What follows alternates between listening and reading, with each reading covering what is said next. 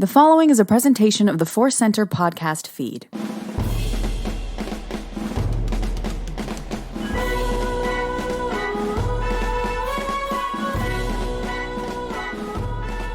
From the center of the galaxy, this is the Force Center podcast feed. I'm Ken Knapsack for another edition of Star Wars Ranked. Mean guess ranking things in Star Wars. Sometimes we get really deep, really poignant. We really go into the depths of our souls and talk about things in Star Wars and then rank them because numbers and rankings are important. And sometimes we go a little silly, but I think even then we find the poignancy in the list. So this week it's a silly list, and to do that silliness, it's Joseph Scrimshaw. Oh, I'm very, very excited to dive into, I think we're starting at a nice, fun, silly, absurd place, and we'll get to a deep, profound place as we talk about this particular topic. I think we will. Today's topic is our favorite characters from other movies, but in Star Wars. Our favorite characters that we want to take from other movies and TV shows. I shouldn't even say movies. That's not fair. That's a lie. I'll recorrect that title in the typing there. From other properties, other shows, all parts of our fandoms, and we're going to put them into Star Wars. And I'll explain where this came from. When Christopher Lloyd got announced as being in the cast of Mando 3, a lot of people wondering what he's going to be, but a lot of people, of course, like, hey, Doc Brown, we got Doc Brown in Star Wars. And I thought, well, what if Doc Brown was actually in Star Wars? What if they just said, could you be Doc Brown, but in Star Wars? So, Joseph, from there, we're going to go to this list of wild, crazy stuff. Yeah, I mean, did any of that make sense to you when I emailed it to you?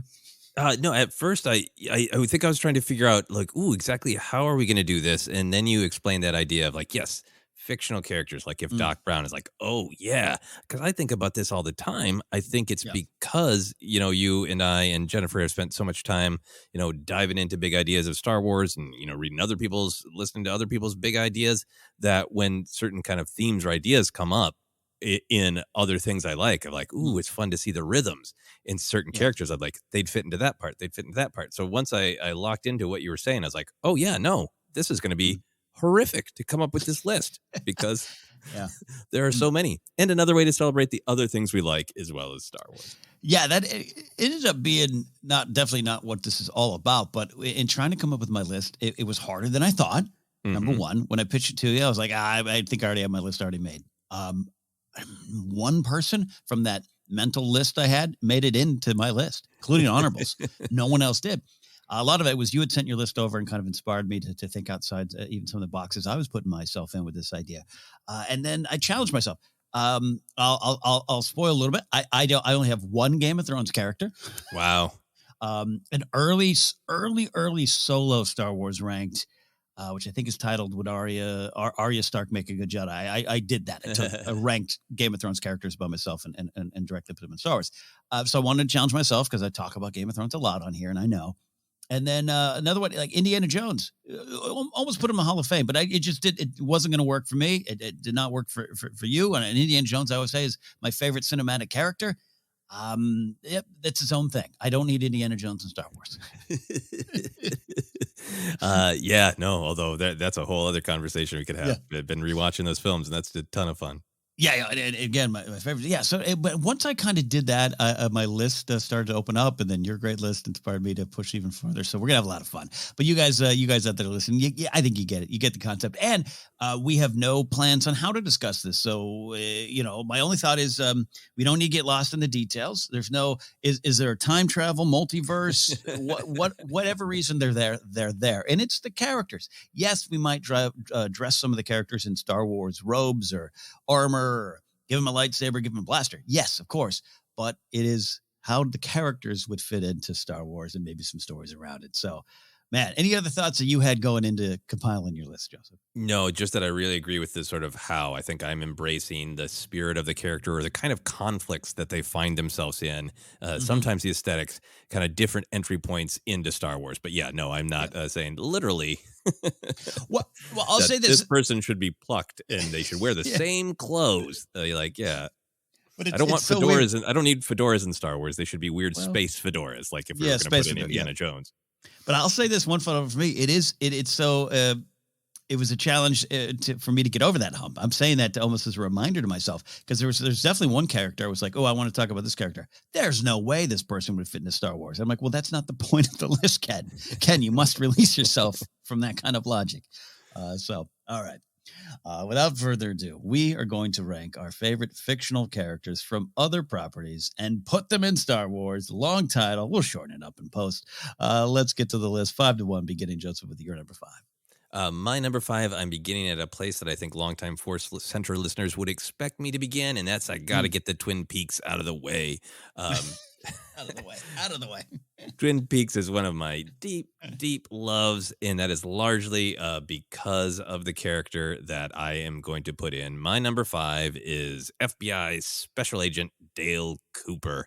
Yes. I'm going to try to discuss the why without spoiling. I got a tweet from somebody who's like, you keep talking about Twin Peaks. I'm going to give it a try.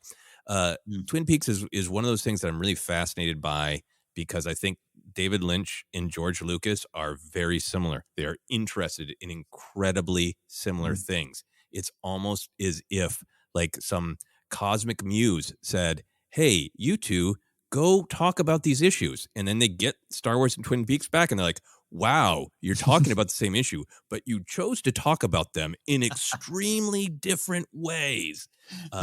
Come to some of the same conclusions, but the mood, the aesthetic, very different. So that's a big part of it for me. Is I think there's a lot in line between Twin Peaks and a lot of Lynch's works, but Twin Peaks and Star Wars in particular. So for Dale Cooper, here's the deal. Dale Cooper is a Jedi in many, many ways. This is what so attracted me as a young man to Twin Peaks, because he was a little bit like Luke Skywalker, an example of masculinity that I hadn't seen on screen a lot. Dale Cooper is he's got some control issues, and he expresses that by being extremely precise. He is very knowledgeable. He is an excellent expert marksman. He is an incredibly efficient detective. He is Sherlock Holmes level, bright and observant. But he's also got this other side that is intuitive and kind and sensitive and doesn't mind making a joke. Just flowing and kind. And it is a part of the story of Twin Peaks that he has all these sort of rigid, analytical, impressive skills. But unlike other agents, he is willing to listen to intuition and to question what he sees. And that is sort of what leads him to some success in the original series. And then the reason I'm bringing him into Star Wars is he is the Jedi that you'd meet and go, I love this Jedi. I want to be like this Jedi. Oh no, this Jedi's making some bad choices.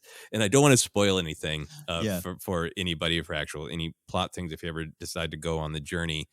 But Dale Cooper is this perfect example of somebody with a good, glowing heart who gives in not to his own personal fear of his well-being, but the fear that he won't be able to control things. He's got this flowing intuitive side, and if you listened almost more to his flowing intuitive side, he'd be fine, but he causes massive problems because he can't let go of control. So that's my number 5. Dale Cooper is the Jedi who inspires me, and then I learn from their inability to let go. Man, I love this. This is you set the bar high here for discussing these characters, and I know you love Twin Peaks and this character so much. So it makes a lot of sense. Do you have any? I don't think we need to discuss any super details of them in Star Wars. But is there an era? Is this a Fall of the Empire type of Jedi? Do you want the High Republic, and he's trying to help expand the galaxy? Do you have any thoughts on where you'd put Dale Cooper? Yeah, I think I would put him. It would be easy to put him toward the end of the Clone Wars. But I think it's a more of a personal journey for him. So I'd love to put him in the High Republic. I think he'd be a really valiant Jedi Knight. I think a little bit of Elzar Mann in Stellan Gios stuff going on there with him, where he's struggling with something, and he encounters some sort of Jedi artifact where people are like, that's dangerous and you don't need it. And like, yeah, but I'm going to mess with it because maybe I can fix everything. And things go really wrong. And then on just the kind of the lighter, more fun note, one of the very famous things about Dale Cooper, Boy Scout, he likes to keep track of everything. So he records. He's got a tape recorder, and he addresses his assistant and friend and more, Diane. So he'll make little notes that are about the case and then wander off into fun, weird flights of fancy. So that would be fun if he had a Star Wars version of that, to have some sort of like a space recording device where he talks to a random assistant that you never meet. Yeah. Or like if Diane was an astromech droid, a DAIA-1 droid or something like that. Yeah. And well, in the original series, you don't meet Diane, but in the third season, you do meet her, and she's Holdo, so it's great. Oh, that's right. That is you're right. I did see that. So there's the connection there. It turns out it is just Amulan Holdo. Yes. That. So yeah. All right. Jedi Dale Cooper would say, Holdo, I am traveling at this many parsecs. Anyway, Dale Cooper, my number 5. That's a great start to the list. Dale Cooper, Twin Peaks. I think we had a hunch he might show up here. So the fact that he's only number 5, intriguing about what you got coming down the pipeline. My number 5 is going back to one of my favorite movies. Again, this just kind of becomes you and I looking at the things we love and pulling them off the shelf and saying, hey, can they fit in Star Wars? I'm going to the 1996 comedy, but also personal journey film, Gross Point Blank, one of my favorites there. And John Cusack's lead character there, Martin Blank, the hitman who doesn't have the heart of gold. He has no heart, and he has to kind of discover it. And he goes on has a spiritual awakening, and reconnects with things in his past, mistakes in his past, seeks redemption, seeks change, but comes from this very, what he feels is at first kind of just an amoral place. It's not me. It's the job. I'm not here to kill you because I don't like you. I'm here to kill you because someone paid me to. You did something to get me at the door. I can't worry about that. And from that, he loses the passion for the job and goes on this personal journey. And I just naturally, you go to bounty hunters. I thought about Boba Fett and the stuff Book of Boba Fett was saying. So I'm like, this would be a great character to just toss in Star Wars, put a silencer on his blaster. And the idea, the thoughts of not necessarily like directly, you have to choose a side. This isn't Finn and DJ and the maybe that changed the galaxy, but it's like that kind of story of you're just going through the galaxy, you're in the underworld and thinking you're not really a part of this. You're not part of the death and destruction in the galaxy. You're just doing your job and wanting to change that and starting off on that journey. And then how it's hard. It's not easy to break the patterns and make this kind of big leap. You and I were just talking about some of the big leaps Ahsoka has to make in her changes. And so I'm thinking about this one too. A lot of things pop, it's a high school reunion story. It's a love story. It's all those kind of things. Dan Aykroyd doing his Dan Aykroydness.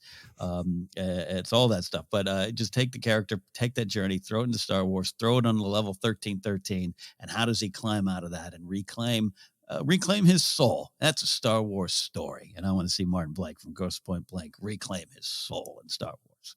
Oh, that is a great choice. You're making me want to rewatch Grosse Pointe Blank because it's also just a great action movie. Yes. Some great scenes of desperation of, I need to take this person out quietly with a pen.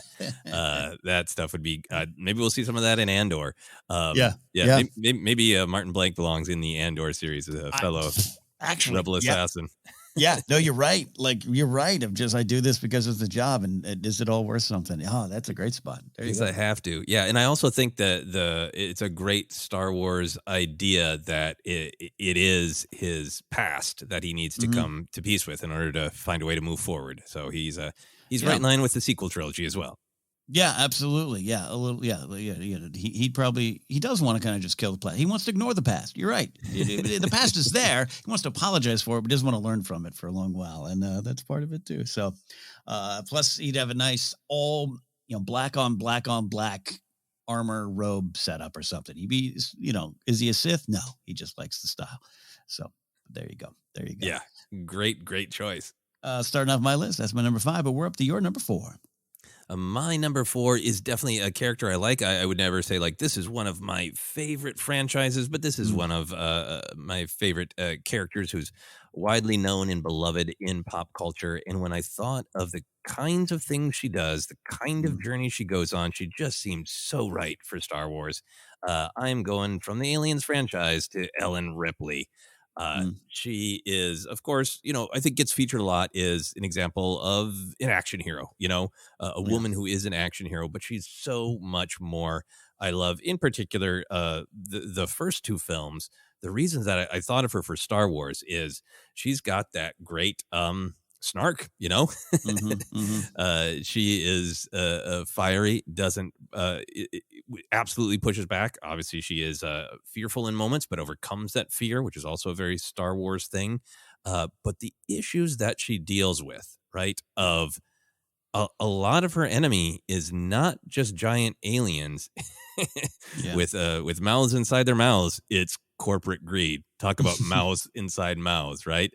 Yeah. That it's the people making bad choices, like obviously bonkers bad choices based on pure greed, and her fight against that. And then also, I think the fact that a lot of her journey in the second film in particular is about not just survival, but defense, right? It is about defending this young girl that she meets. And I think she'd be to me, she'd be like a roguish bounty hunter type, or somebody much like she is in the film. Like maybe she's a hyperspace prospector who falls into a horror show and kind of trains herself up and becomes a little bit more of a bounty hunter type, or an Afra type, or like, I'm going to do what needs to be done to get by in this really rough galaxy. But within that, there's just such that Jedi-like spirit of defense, right? Yeah. Oh gosh, makes a lot of sense here. Yeah. And I guess you could say it's an easy transition just because it's space, but no, the heart is the transition here. I love that. Yeah. So it's her actions and her enemies. You got a character whose enemies are really scary aliens who just kind of represent destruction and death and horror, and people in suits who make bad choices because of money. George Lucas, love it. Yeah, plop her right in the heart of the prequel era. Absolutely. Out there, the lost episode of Clone Wars. No, absolutely. Absolutely love that. And for that, that character to emerge during that time, along with Princess Leia in that era, but just presenting a different kind of hero for many, many generations of fans to be inspired by. It's powerful. That alone belongs in Star Wars. Yeah, beloved for a reason. That's my number 4, Ripley. Well, that's an important choice. That's a deep choice. It's a great choice. This next one for me, my number 4, is potentially out there, but I do think we need a little bit of a villain, and I'm going with Unicron from specifically the Transformers animated movie, Transformers the movie. That the character does live on in other forms, even appearing. I don't know. I didn't see it in some ways, but Transformers the Last Night. This is the character that terrified me in 1986, voiced by Orson Welles in his final role. And this is essentially it's described as Unicron is a prodigiously large robot whose scale reaches planetary proportions and is also able to transform into a giant planet. It's to me a big planet that eats planets and wants to destroy the galaxy. It offers Megatron a deal with the devil, so to speak, to come back as Galvatron. So we got Death Stars, we got planet killers, we got the Final Order running around with planet killer weapons. We need this god of chaos who devours realities.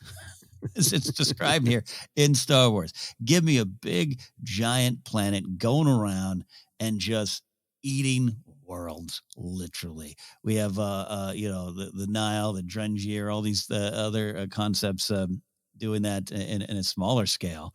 But now to actually see a group of Jedi having to fight an entire planet that could eat them, that could destroy them, and it's just is it us? Is the planet us? Are we destroying us? You can ask all the big questions you want, and you can also terrify little Kenny.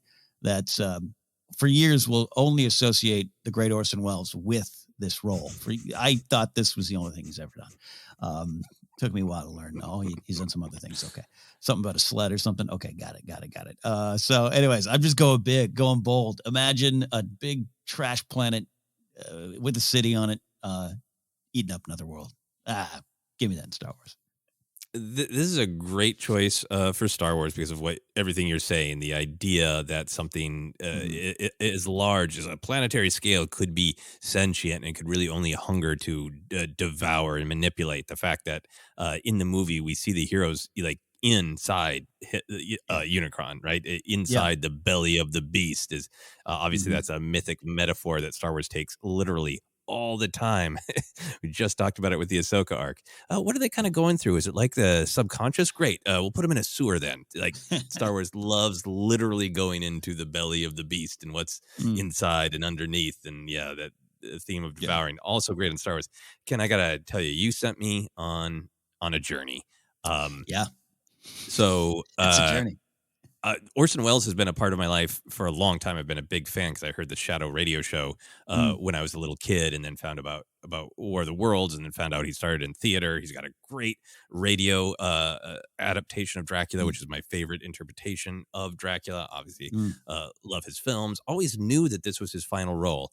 I watched the Transformers show as a kid. I did not see this movie, and I feel like in the last couple days of my life, Orson Welles keeps popping up and this movie keeps popping up. So I went to that Academy Museum this weekend and they have the actual prop of Rosebud. Went to Musso and Frank and they just sat us in the booth. That's Orson Welles' favorite booth. I didn't know that Weird Al had a song in this movie, and that popped up in the last couple of days.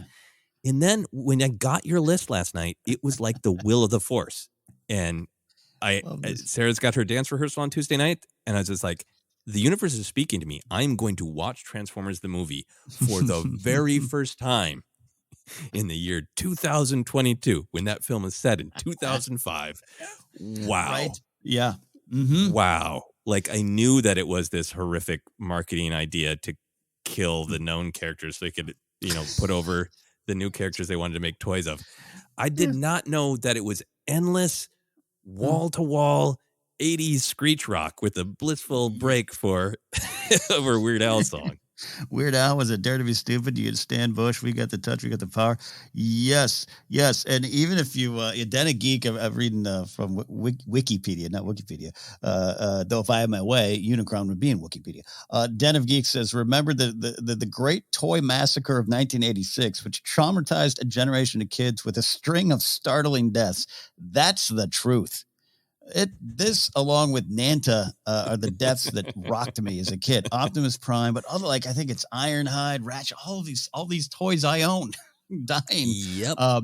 And then there's a swear word in the film. I don't know if it still survived, but in the theaters, I can confirm. I think it was the S word. And oh my gosh, I got in trouble for just hearing it in the film. My dad came home and had to apologize to my mom. There was the S word in it. That was big. It was a big day.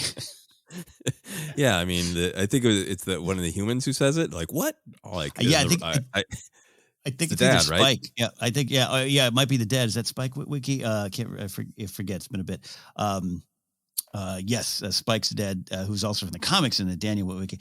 Yeah, no one concerned about the trauma I was going through of Optimus Prime died, a Unicron's eating other planets. Could that happen to us? But I heard the S word, and that was a bad day. Yeah. There were many things I enjoyed in this, but I felt, how sometimes a movie can make you feel drunk, it grabbed you and was shaking you the whole time. It's an amazing experience. Anyway, I also I want to share this quote from Orson Welles that he told his biographer that's in the Wikipedia article about this film, because it brings us back to Star Wars. It's the kind of thing that sometimes actors say about Star Wars. Here's what Orson Welles allegedly said to his biographer, Barbara Lemming. You know what I did this morning? I played the voice of a toy. I play a planet. I meant as somebody called something or other. Then I'm destroyed. My plan to destroy whoever it is thwarted, and I tear myself apart on the screen. And he found the reason to play it. That is beautiful. He found the heart of Unicron. Love wow. There you go. See, this was a chance to talk about things we don't normally talk about on Force Center. Transformers, the movie. And I was a Transformers kid. Yeah, I was. I loved the comics, loved the toys. Loved telling all my friends, we're going to transform into cars now. Just follow me. And I follow the ground, and they just stared at me on the playground. That guy was a weirdo. Yes. But anyways, Unicron, big villain in Star Wars. Yeah. Amazing. Well, we are just up through our number 4 choices. The party is still going here. Now we're going to Joseph. Your number 3 choice for your favorite character from other things that we want to see in Star Wars. Well, I'll make up for some of the time that I spent talking about Unicron and just the amazing, strange experience I went through last night with my number 3. I know I wanted to have some characters from Star Trek. There's a ton of characters that would be fascinating to use Spock's quote because of the different relationship between Star Trek and Star Wars, where they overlap and where they really pursue things differently. But there's one character that I feel like you could pick up exactly who the character is, exactly what they look like, and just dump them into Star Wars. And that is the character Morn from Star Trek Deep Space Nine. Now, Ken, I don't know if you know Morn or if you want to Google Morn. I'm reminding myself, I should have done this last night. Yeah, I'm sure I'll see a picture and be like, yes. Oh, yes, Morn. Yes, I actually am. Yes, I wear Morn. Yeah. So Star Trek Deep Space Nine, for me, it is probably my favorite Star Trek. One of the things that's going on, it's set on the space station, Deep Space Nine. One of the fun continuing things is there is a bar, and Morn is just a mixed up version of Norm from Cheers, because he plays that function. He's just this beautiful weirdo who sits at the bar, and kind of at first he's just in the background, but then they kind of develop this backstory around Morn that he is, you never hear him speak, but he's really talkative, and you'll have a scene where like one of the characters is just like stepping away and rolling their eyes, and somebody else will be like, Morn got you again, did he? He told you the whole story. Like, yes, couldn't get away from Morn.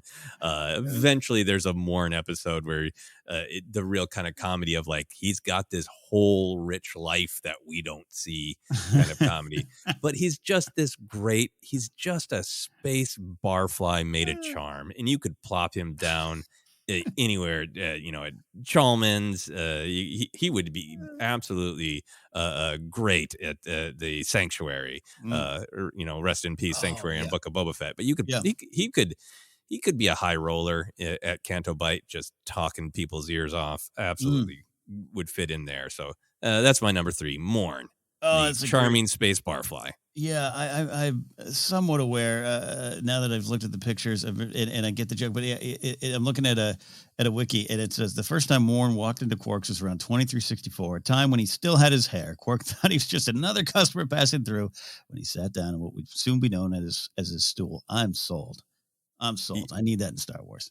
Yeah, it's kind of a function of the costume, but like the way he kind of has to turn his whole body to try to look at you a little bit, but he's also trying to side eye you. There's something just so funny and charming about it.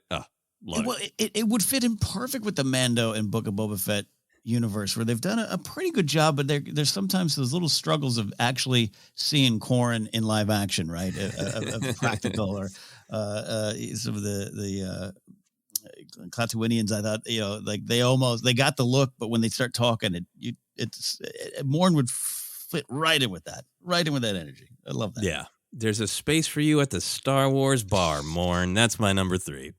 Great choice. Well, from drinking in the corner of a space bar, we're going to go to the fields of battle. My number 3 choice is, and I knew I wanted someone from the Lord of the Rings films.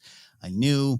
And I'm specifically talking the Jackson films, not from the books. I wanted some from there, and I had a lot of different choices. And then I thought about one of my best moments in a theater, and it revolved around my number 3 choice, which is Eowyn, Miranda Otto's character from Lord of the Rings, in Return of the King, when she is standing in front of the Witch King of Agmore, and it does not look good, and he says so boldly and proudly, "No man can kill me. And she whips off the helmet and says, I am no man. The theater I was in stood and applauded.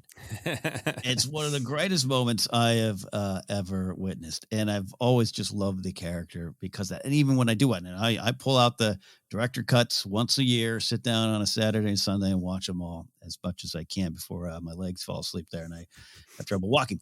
And I still get chills at that moment because of it. And that's such a Star Wars moment. And I think you could take, I think not like the Resistance era, that wouldn't necessarily be the problem because part of Eowyn's, the character is she's born into this world where she was not allowed as a woman to fight, and she's got to kind of stay behind. And there's some honor than that. Aragorn tries to sell. Everyone's trying to sell her on that place, right? You go in the caves. You keep everyone safe. She doesn't want that. That's not what she wants to do. And her and Perry have that too going on. So I think that would work well in an older bygone era of Star Wars. It wouldn't work in the Resistance era for me, right? Because she'd be like, hey, I'd like to fight. They'd be like, Leia would be like, yeah, absolutely. What do you get in here? So if you take it back to an older time, an old Republic time where the galaxy was a little more of a darkened age in what they believed and the roles they would force people in, I think you would have the great hero moment. And her becoming a leader out of that, with Theoden's passing and everything. There's so much to take from the character. So I love that moment. It just inspires me in the theaters, and I want to see that in Star Wars. So Eowyn, get on in here, grab a lightsaber, start fighting the race that are on Exegol, harassing them. I think that is a great choice. I rewatched those films for the first time in a very long time this past December, and yeah, that's so strong because it's so built up from the horror of the enemies and the armies and how much the fighting is needed and how unstoppable her opponent is, and also then from how much she is being denied to be on the battlefield. Yes. And has to keep fighting for it and sneaking for it, and that victory feels so earned. And I know what you're saying about some of the gender idea of it is does that fit into Star Wars? But imagining that character being denied, if that is a character who comes from a culture in Star Wars that maybe has some gender issues. But it reminds me of other moments where people are either being denied to do something or denying themselves. Like the feel of that moment is for me similar to Rey catching the lightsaber, right?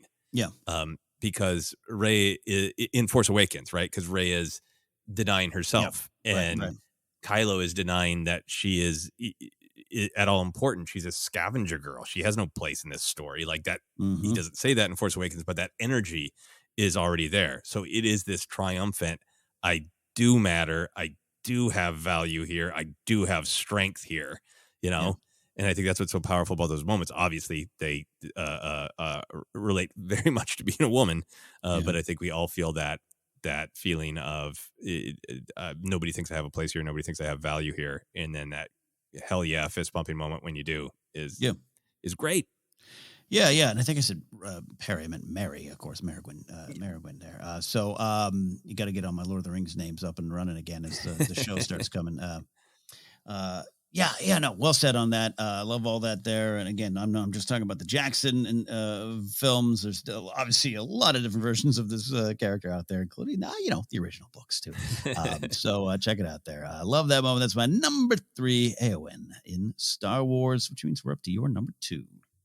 My number 2, I went somewhere I didn't expect to go, but I found myself there, and I said, I'm sticking to it. I was thinking about horror. I am a horror fan, and I think horror definitely does have a place in Star Wars. I think Star Wars deals with darkness and fear and the unknown, and how do you face the unknown.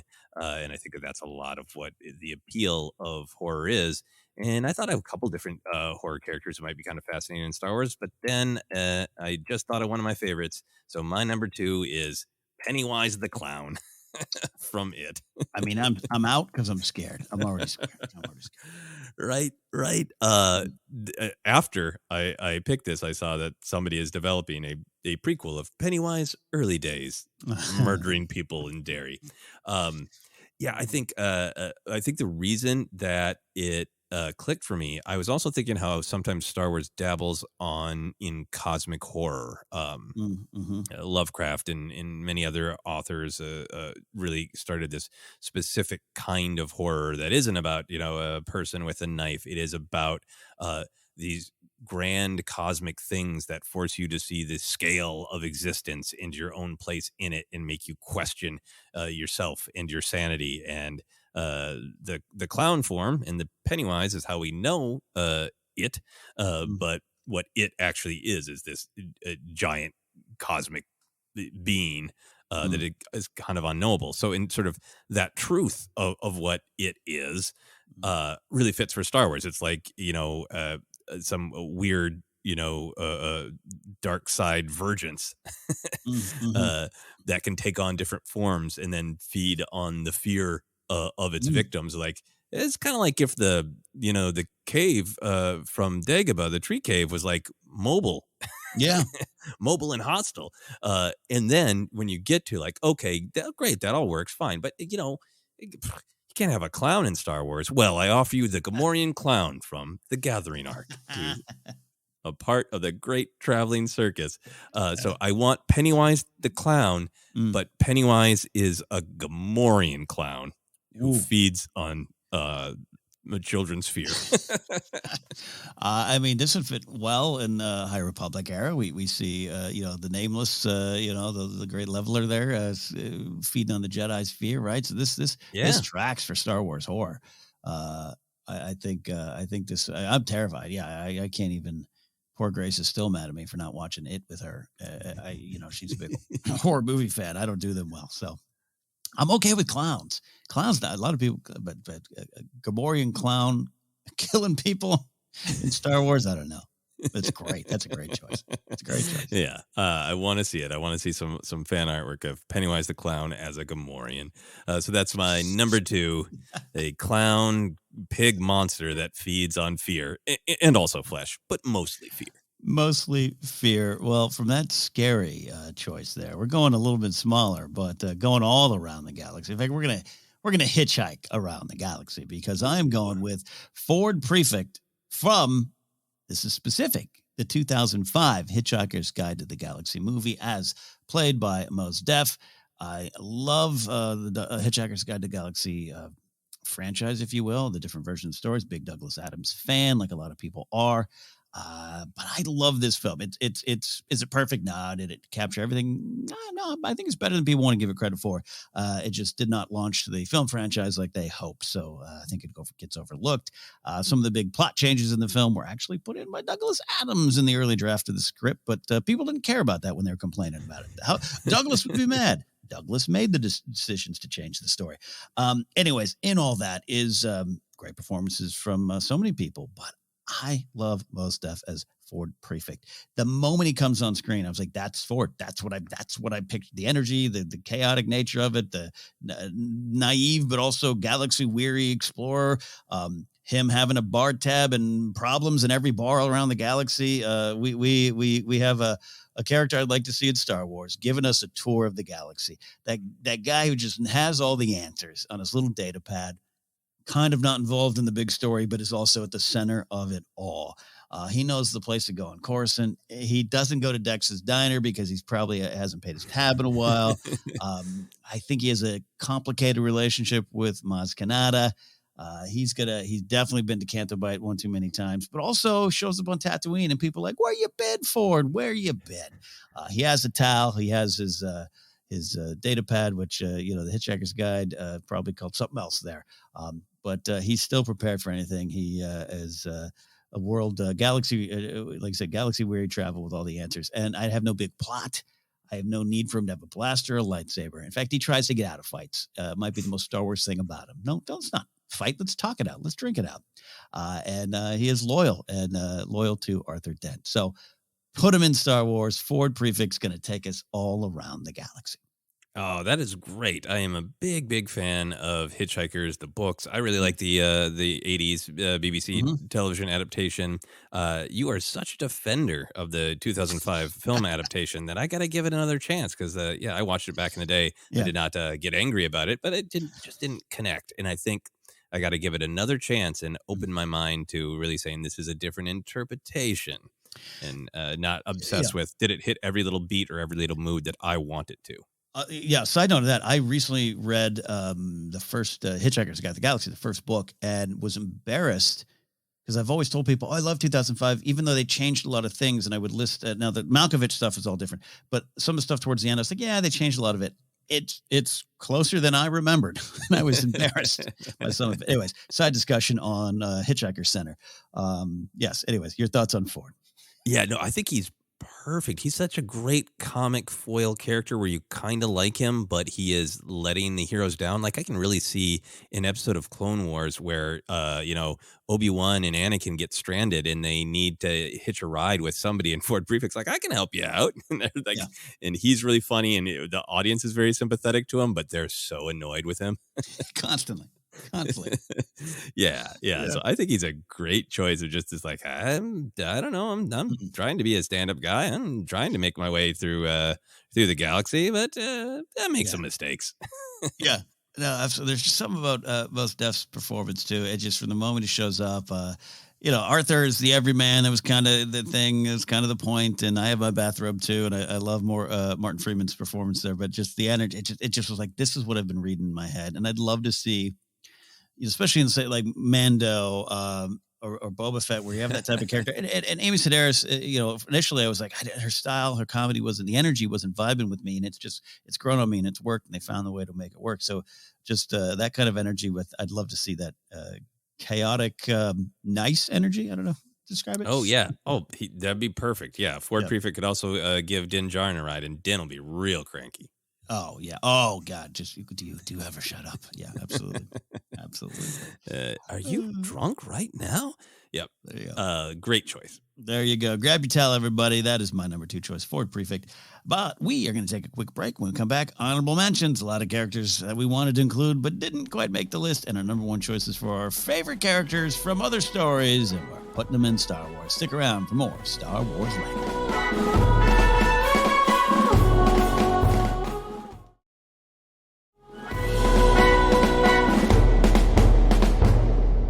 Welcome back to Star Wars Ranked. Me, Ken Knapsack, and Joseph Scrimshaw are ranking for our favorite characters from all the other books and movies and shows and things we love that we don't get to talk about often on Force Center, but occasionally we'll make references to. And we're dumping them into Star Wars. Joseph, I at one point had to stop. We always say that. Oh, there's so many choices I had to stop. I stopped at 5. I had at least 10. I was going to email you. So, oh, really? Yeah. For honorable mentions? Honorable mentions, yeah. Oh, yeah. No, I think did I add one? I might have added one. Yeah. Oh, I think I have 6. How dare you? How dare you, sir? How dare you? Well, what are some of your honorable mention choices there? Well, one of the other worlds that I love deeply is James Bond, and I thought of the characters in James Bond, the various interpretations from the movies, in particular of Q, I think would fit very well. This is one of the first times where I'm like, oh yeah, I would change that. So Q is a droid. I love that. Cranky, older or younger, but kind of persnickety droid who makes very nice things. Like if it was a droid who is responsible for restocking Mando, for example, and or keeping the armor up, and just that great repartee that's in the films of Q gets to mostly stay safe in his lab and keep everything pristine. And James Bond has to go out there and deal with reality. And that great contrast of you see the hell James Bond goes through, and then Q's like, did you put a scratch on that? That dynamic from a droid to a Star Wars hero would be really fun. Oh, that's great. That's a great thing. I'd love to see that. Another one for me is from the world of The Walking Dead. I've talked about the actor appearing in Star Wars, which I'd still like, but the character Michonne would be great in Star Wars. She is in the time before the zombie apocalypse, though they don't ever use the word zombie. It has been struck from people's memory in that world. She's a lawyer, so she is like very, very intelligent, very efficient. She is very caring, has a heart of gold, and then is a ferocious fighter and will do anything to protect the people she loves. Amazingly talented with the sword, her weapon of choice. Yeah. And I've been gravitated to that character always because of just the wonderful performance, but also like, why? I understand for the fun of storytelling, everybody's got to have their different weapon, but why would everyone in the zombie apocalypse not have a sword? Yes. You got distance, you can get to the heads easily. Anyway, a big vote for Michonne falling into a time-space portal and ending up in Star Wars. Yeah, I'm someone who's not super familiar with the Walking Dead world, so I love hearing a little bit more about the character. I wasn't aware of a lot of that, the lawyer and all this stuff. I just know the sword, and the sword alone will get you into Star Wars. So, right, she knows how to handle a saber. Awesome. One more there. I'll give some of mine. Yeah. This is one really out of left field. I was really looking at my some of my shelves and going, I want to really be adventurous about where I go. And I thought of, what a show I really liked. It's very important, The Wire. Hey. And I thought of the character Omar from The Wire. Omar's plays this fascinating role in the story of he is he's kind of a part of the criminal world, but he robs from the criminals. Right. He is kind of on the outside of the system, but everybody expects that to be a part of the system. So he is a part of the system. The great big story of The Wire. Haven't watched it in a long time. I'm sure there are many other insights to be had there on his role and his character. But he struck me as this kind of fascinating figure who, like, in the era of the Empire would be like, I'm not trying to start the rebellion. I'm just kind of looking out for number one. So I rob Crimson Dawn. I robbed the Hutt cartel for myself to keep going, I love that idea. That's great. Yeah. And then there's a recurring thing where he lets people in the neighborhood know he's coming. So there's a recurring phrase of he makes a sound and people say Omar's coming. That would be very fun in Star Wars as well. Oh, you're pitching some great stuff here. I don't know if mine match up to this here, but I wanted to go a little comedy. I was thinking, you think characters in Star Wars, who could be a Jedi, who could be this and that. I just want a scoundrel that's not as noble in heart as Han Solo, that maybe doesn't learn the lessons right away and allows us to go into the underbelly of the upper crust. So now we are on the higher levels of Coruscant. You are on Canto Bight, maybe Naboo. You go into all these places where there's a lot of rich folks there, and this character feels like, hey, I'm going to live off them, and that's my concept of being noble, but really he's just a scoundrel. He's a misogynist. He's a sexist. He is just a jerk at times. He doesn't get it, but I still love him. What you're saying, maybe something? I don't know. It's also from a movie that's so close to Star Wars because the director is Frank Oz and Ian McDiarmid's in it. And that is Freddie Benson, Steve Martin's character from Dirty Rotten Scoundrels. Wow. He's not a good dude. Not a good dude. Dirty Rotten Scoundrels. But I love that movie. It's absolutely one of my favorites. He's got a lot to learn, and Star Wars is a place for us to learn. And I almost had him in my top 5, but I thought it might have been too similar to some of the things that a personal redemption story that maybe Martin Blank would need to go through from Grosse Point Blank. And there's less redeemable qualities about Freddie Benson. But I just the idea of just dropping him on a train on a ship to Naboo, or to Canto Bight, and where he's just trying to take advantage, and he's really just a fly in the ointment. He's really annoying, but funny and entertaining nonetheless. And there's lessons to be had. Does he learn them? Probably not, but maybe we as an audience can learn them. So I'm putting Freddie Benson in Star Wars. Oh, Dirty Rotten Space Scoundrels. I'm here for it. And you can grab Michael Caine too as well and put him in there. Then I am, I'll flip my list around here a little bit. I'm going to one of my all-time favorite TV shows that in high school, Joseph, I was known, not as a Star Wars guy, not as a baseball guy, those things as well, but I was known as the guy who had all the knowledge of Gilligan's Island. A lot of people love Gilligan's Island, and I don't know if I'm sure you probably could still find it somewhere. I don't know. I used to watch 4 episodes a day in syndication. Yeah, kids, we didn't have choices.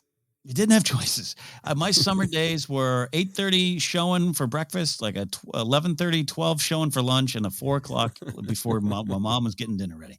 That was my summers during school. So I used to watch Gilligan's Island a lot, from another era, to be clear. But I went with Willie Gilligan, with Gilligan himself. You could go to Captain Jonas Grumby. You could do a lot of those different characters. But I thought, what better pairing with Jar Jar Binks than Willie Gilligan? Gilligan and Jar Jar getting caught up in a mystery, getting caught up in an adventure where they both save the day, maybe entirely by accident, but not by accident because their hearts put them in the right spot. Their desire to do good puts them in the spot they need to be, and their comedy has purpose. And I can think, I can think of a lot of things they can get into, a lot of problems, and I definitely can see Gilligan dropping some Boombas there. I definitely can see him tripping and falling and saving the day with Jar Jar at his side. So Gilligan and Jar Jar, my Star Wars comedy duo. Yeah, dropping Boomas and dropping coconuts. They're practically the same character. Like, how would you feel if Gilligan himself was not introduced to Star Wars, but picking up on this connection? There was a Disney Plus show called Jar Jar's Island where he is crashed on an island, and the other people come to understand and respect his good heart. I'm sold. Give me Castaways, 3 Light-Year Tour. Yeah, absolutely. Yeah, 3 Light-Year Tour. Love that. Another one for me is going to my love of G.I. Joe. I'm a G.I. Joe kid. You know, a lot of you were all reading your superhero books. I had my G.I. Joe toy comic book. All right, the one that sold me the toys. And yes, I was buying all the toys. A lot of characters that I could toss in there. Most of them, would be good-hearted people who were trying to fight for right. No, I'm going eval. I'm going with the Baroness. The Baroness is one of my all-time favorite characters. I have actually a lot of Baroness merch. Oddly enough, I love this character. She's evil. Yeah, she's a little evil. She's a little sexy. She's a little dangerous. She's all sorts of things. She also comes from money. She's spoiled rich. She is someone who didn't quite learn. So imagine if, like, I don't know, Iden Versio didn't have the change of heart. Born into wealth and privilege in the galaxy on a planet that serves the Empire without question, and then comes to terms with it. Well, imagine just the Baroness is like, no, I'm in a good spot. I'm going to keep doing evil in the galaxy. So there you go. Put her up in the high tower, give her a blaster, and head her out, head into the galaxy to cause problems. Yeah, hey, you got to have the characters who are just not going to make a better choice sometimes, and that seems like Baroness. Now, I am looking at pictures of her on the internet, which, wow, there are a lot of different kinds of pictures, put it that way. I see her action figure. I see some what might be called fan fiction. Yes. Yeah. Yes. But I see that she's got glasses in every iteration, which seems like an important part of all of the various ideas that are being packed into this character that might have affected impressionable youth in many different ways. But it's clearly a core part of her character. Does she need glasses in Star Wars? Yes, I think they're going to have the glasses will have a little bit more to them, right? Maybe some vision enhancements, data readouts. But yeah, you got to have the glasses. Yeah. Oh, amazing. Might need to do a Baroness deep dive, read some essays on the impact of this character. There is a lot. All good? Probably not. A couple more on my list, but I want to hear a couple more of your honorable mentions. Yeah, so I had to include some characters from Doctor Who. Doctor Who, I think, does also shares a lot of DNA with Star Wars. It is often about hope and kindness and empathy triumphing over anger and fear and division. And it really shares the absolute deep DNA of the pulp and the cereal and the fantastic and the weird. So there's so much about Doctor Who and Star Wars that I really, really think connect. But for characters, I went with 2 specific characters. One is from the original series. The 3rd and 4th Doctor companion later appears in the new series, later gets her own series, Sarah Jane Smith. Sarah Jane Smith, for me, was like, she was formative, like Leia, of being young and seeing this woman that was multifaceted. Mm-hmm. So in the show, she's a journalist, and she ends up traveling with the Doctor and facing things. And the great thing about Sarah is, some of the companions in Doctor Who could kind of lean into the stereotype of the women companions would see something scary and they'd scream. Mm-hmm. And then, especially earlier on, it's not always, not all of them, many different ones. I want to be very clear for my fellow Doctor Who fans. There's a lot of variety within this. But what was great about Sarah was she always got frightened, and then she found a way past the fear. So it was just this very human character of like, yeah, there isn't this bravado of like, I'm not at all terrified. That I'm being chased by horrific monsters. Right. She's like, this is quite terrifying, and I'm gonna find a way to deal with it. So I think she would fit very well into Star Wars as just some kind of finally on screen. They're in print, but like a journalist tracking things down and encountering terrors and being frightened, but finding a way through. She later gets partnered with another character from Doctor Who that is kind of in Doctor Who because of Star Wars, and that is the robot dog K9. The Star Wars had many, many impacts. James Bond goes like, well, crap, I guess we got to do Moonraker, and it's not an original novel, but they'll be in space. And there'll be laser guns. And Doctor Who already in space, like, oh, they like cute robots, huh? Well, here you go. K9 the robot dog. Was in some ways responding to Star Wars, so why not put him in Star Wars? He'd fit just fine the way he is. He's a robot dog. Yeah, I love that. That's great. What's the one for? There's also like a robot dog in like the Buck Rogers or Battlestar Galactica. That is a kid. Yeah. It all makes sense, and it all was like circles back to Star Wars. Exactly what you're saying. Oh, they like the robots. Robot dog. Here we go. Yeah. And then this one needs next to no explanation. Just my favorite hench person from He-Man and the Masters of the Universe, Merman. Merman fits just the way he is. Throw him in there. Oh yeah, he can be fighting against the Mon Calamari, anything you want. Yeah, throw him into any old water planet. He can punch it out with Riff Tamson. No problem. Throw Merman in there. I love Merman. I used to collect the Masters of the Universe figures too back in the day, but the Merman I had was a hand-me-down from a friend. I got in like a trade. Okay. I think I traded some baseball cards, maybe a G.I. Joe figure. I got a Merman back, and he had a ripped ear. Like so I always, every time I played He-Man figures, I had to like account for his ear, like something had happened. He had battle damage coming in. Did He-Man bite it off or something? I don't know, but it was enough to, make him bitter and angry. You predicted the way Merman is depicted in the recent Kevin Smith Netflix Masters of the Universe. Oh, I haven't finished that series yet, which only because I haven't had a chance to yet. But I like the first couple episodes. And I got one more to wrap it up here. Okay, which will be very short because I'm not going to give any explanation because I think it's still too close to the film. The most recent iteration of Batman called The Batman. Man. I thought it was just going to be grimdark, and Batman goes through some Jedi lessons in the film The Batman, and it made me love Batman. I really love that. I've always loved the character. It made me love this take on The Batman.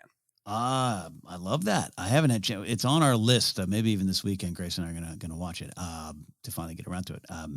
Not get it. She has been dying to see it. She's a Pattinson fan, so I'm so curious about what your take on that. Put it in there. Put it in Star Wars. Yeah. Love that. Get him in there. Great honorable mentions. I got two more to round it up. Then we'll go to our number one choices here. I'm going to 1997's Men in Black. I kind of feel I wanted to choose enemies, some evil folks to cause problems in the galaxy. And I'm going to the Bug, Vincent D'Onofrio's character, both all versions, say about a cat. I want that guy in Star Wars, some kind of Star Wars horror show, a bug that's in the body of a humanoid in Star Wars going around, and the Jedi have to go, maybe even it's an adventure for younger Obi-Wan and younger Anakin. Maybe that's what Mike Chen's new Brotherhood book. Maybe that's the business on Cato Nemodia. I just love I love that character. Love the portrayal. Love Vincent D'Onofrio, and the Men in Black film franchise is I didn't keep up with it, but I love that 1997 film so much. And despite the fact that it upset Douglas Adams because he was like, I've been told for years I can't make a sci-fi comedy on a movie. What are you talking about? So I love everything about it, and just a bug going around the galaxy being evil. I love that. Want that. Made for Star Wars. Made for Star Wars. And then the final one for me. I was like, all right, I got to allow myself one Song of Ice and Fire, Game of Thrones character.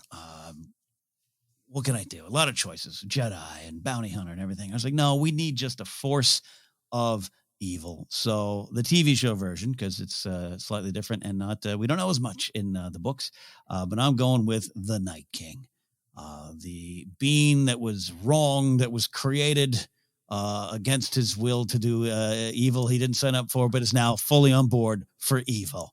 And his reasons for being evil, take over the world. Why? Because of evil. And it's a test for everyone else. Can you come together to fight evil, or are you going to fight amongst yourselves?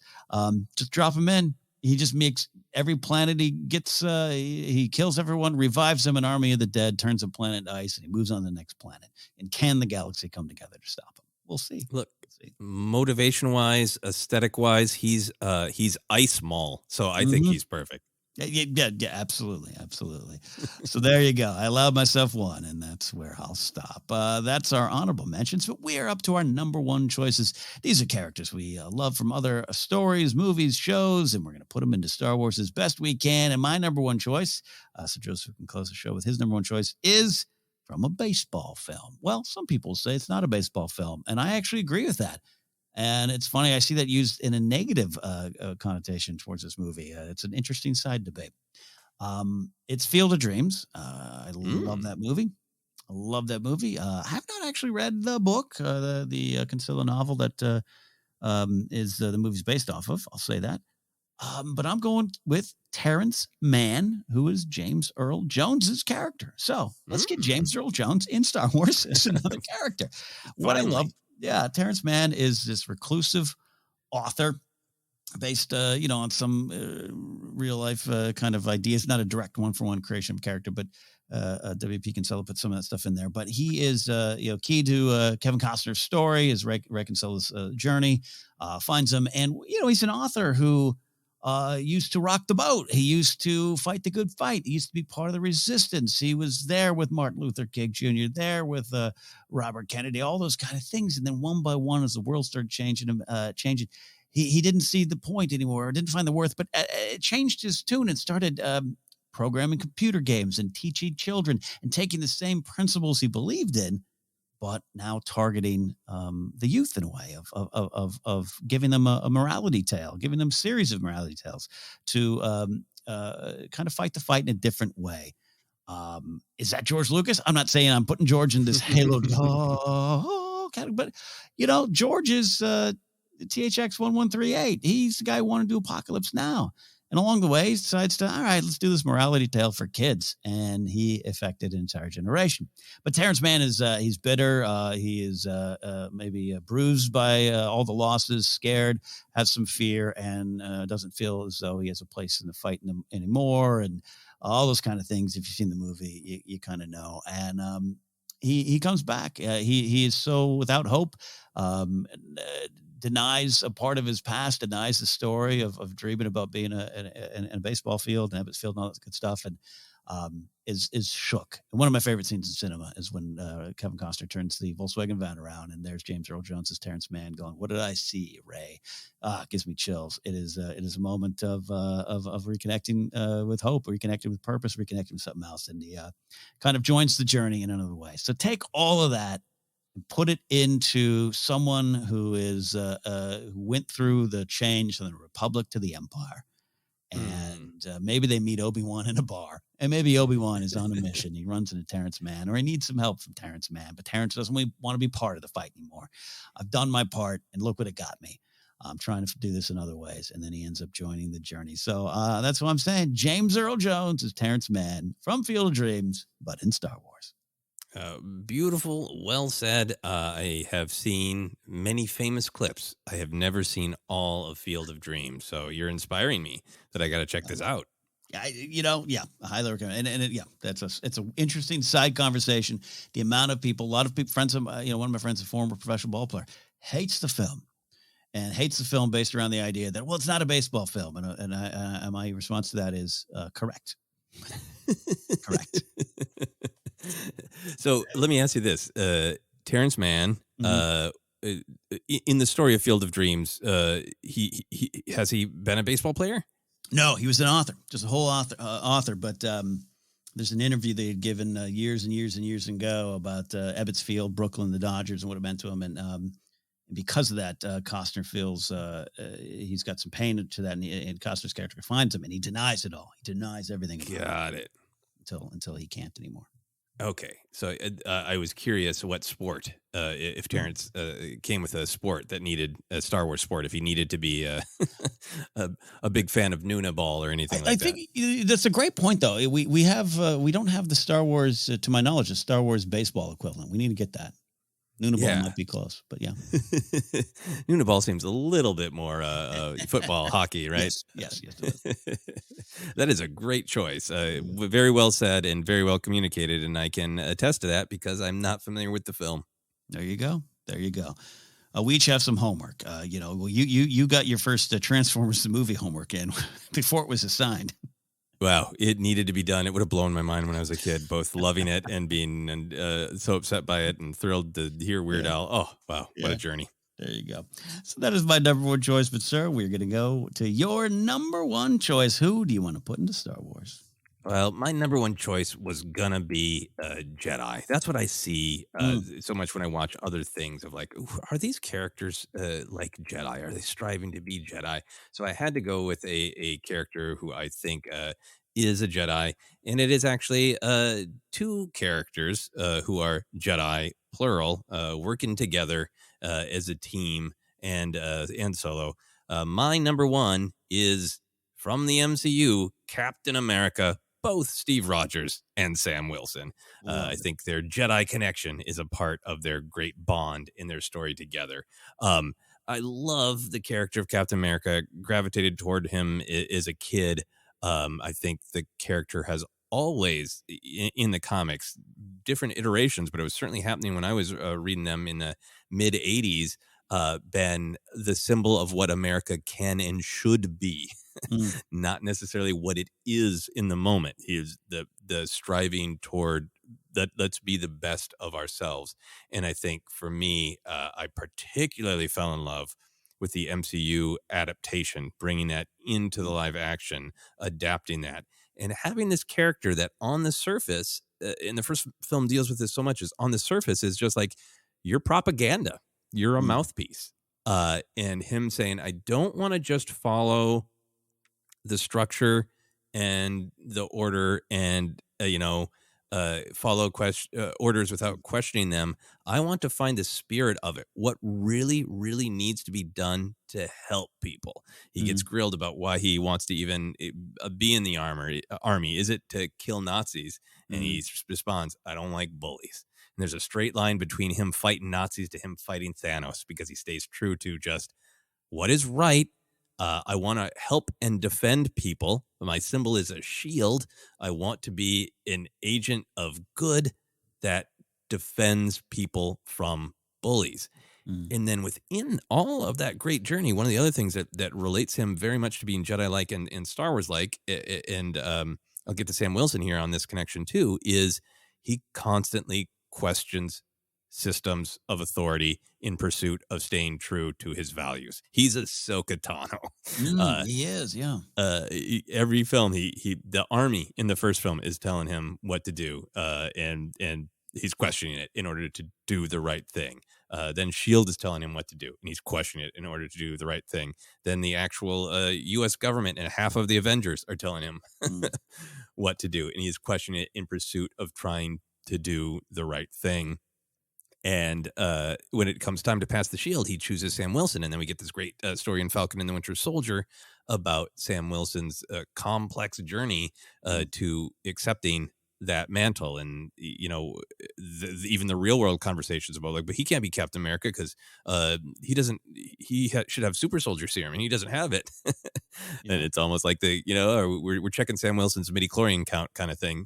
And the whole story for me that Steve Rogers gave Sam Wilson the shield, but because he saw that Sam Wilson's a Jedi, Yeah. that he has that pure heart that truly wants to help people, defend people, make a difference, and crucially to the whole story of Falcon and the Winter Soldier is absolutely willing to question systems and to not blindly follow orders, but to make sure that he is doing things because he believes in them. And I think for me, that's this real Jedi story. It's rules and traditions are valuable and important, but they should also be questioned because organizations can rot from the inside. So you always got to be careful to make sure that you know what you're doing and why, to make sure that you are being the hero that you are choosing to be, that you are aspiring to be. And even when you stumble, you pick yourself back up, and have that I can do this all day spirit, because you're made the right choice because you've checked and you've checked and you've checked with yourself that you're making the right choice. I mean, beautiful description of those characters and what they mean to that story and to us. They absolutely belong in Star Wars. I'm almost bummed that they can't be in Star Wars, but the spirit is there. Yeah. Well, maybe the actors can. Well, yeah. Could you imagine just a 1-for-1, bring them on into the MCU here? Sam Wilson or Steve Rogers, doesn't matter. Side by side with Ahsoka, that would be some great conversation, some great fighting off evil in the galaxy. I love that idea. Yeah. Oh, did you go through some bad things with your organizations too? Yeah, I did. Yeah, I really did. I did. But I am not wavering. I know who I am. That's great stuff. It's a great list. You had to have someone from Marvel there, and that is yeah. And those are the Jedi pair going around together, right and wrongs. Right and wrongs, indeed. Well, we have submitted a lot of choices from all parts of fandoms and the galaxy and planets that eat other planets, hitmen who need a heart to find a heart of gold, and so much more. And, of course, killer clowns. Now a Gamorian clown in Star Wars. Joseph, thank you for your list. A lot of fun. We might have to do this again down the line because there's more things to talk about and more characters to bring in. Yeah, absolutely. All right, everybody. Thanks for listening. If you want to find us, you can do so by going to Twitter and finding us at Force Center Pod. You can use the hashtag Star Wars Ranked if you want to join the conversation, submit your own list, or debate me on what Field of Dreams is or not. Please don't. And then Instagram and YouTube is the other spot to find us, as well as Facebook. You can like our Facebook page there at Force Center Podcast. You can get an audiobook on us by going to audibletrial.com/Force Center or merch at tpublic.com/user/Force Center. Hey, Star Wars Celebration coming up. Get a Force Center shirt so we can point at you from afar away and then run up to you and say hello on the convention floor. You can also find our podcast on Acast, Google Podcasts, Apple Podcasts, a lot of places. Just search, you'll find us, and you can support us directly at patreon.com/Force Center. You can find me at Ken Napzok. Go to my website, kennapzok.com. And Joseph, where can they find you and your musings on Captain America? You can find all my musings on social media, Twitter, Instagram, TikTok is at Joseph Scrimshaw. I've been sharing some action figures, including some of the great retro Marvel action figures. Really, that's a dangerous line for me. Very exciting. All my other adventures are on my website, josephscrimshaw.com. There you go, my friends. Check it out. We'll see you next time. Star Wars has been ranked.